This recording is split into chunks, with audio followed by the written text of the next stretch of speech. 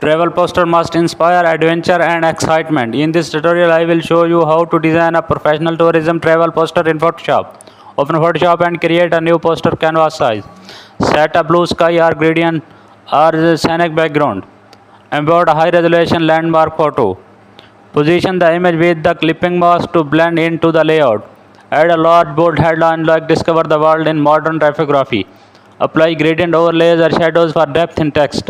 Insert a tourism element like aeroplane icon, luggage, or compass graphics. Add a catchy tagline such as Your next adventure awaits.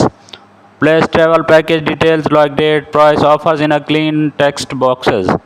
Use bright colors blue, orange, or green for friendly adventure vibe. Insert a